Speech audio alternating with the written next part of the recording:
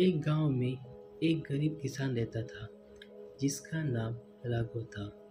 उसके पास ज़्यादा धन दौलत नहीं थी। वह बहुत गरीब था, लेकिन वह अपने परिवार के साथ खुशी से जीवन बिता रहा था। राघव खेती करता था।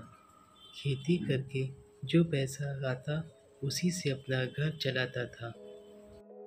रोज की तरह एक दिन जब राघव खेती करने के लिए खेत जा रहा था तो उसे खेत में एक चमकदार पत्थर दिखाई दिया। पहले तो उसे कुछ समझ नहीं आया कि ये क्या है। फिर राघव ने उस पत्थर को उठाया और इधर-उधर देखने लगा। फिर सोचा चलो इसको घर लेके चलते हैं। उस पत्थर का रंग इतना अलग था कि राघव उसे देखते ही मान गया कि ये कोई आम पत्थर नहीं है। राघव ने वह पत्थर उठाया और अपने घर ले आया।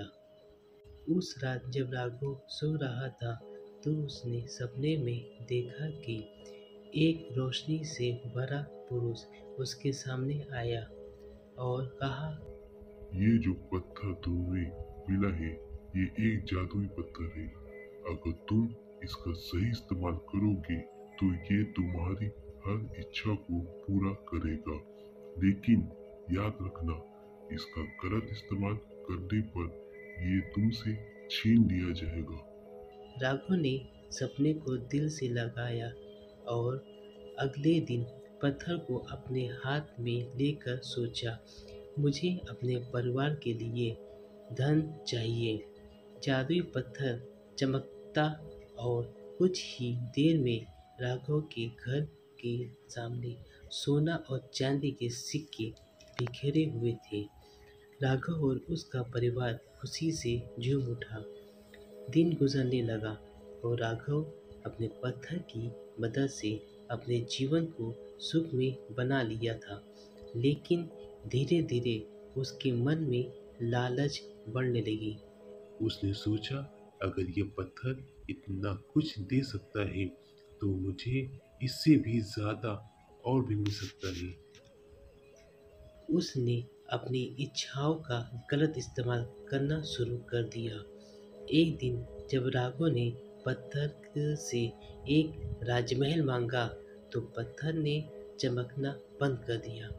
फिर अचानक उस पत्थर से एक आवाज आई, तुमने लालच कर दिया और इसलिए अब तुम्हें इस जादुई शक्ति से वंचित कर दिया जा रहा है। और उसी पल से वह पत्थर गायब हो गया। राघव को अपनी गलती का एहसास हुआ और वो समझ गया कि लालच करना बुरी बला है। लालच करने से बेहतर है जितना मिले उसमें संतुष्ट रहना चाहिए।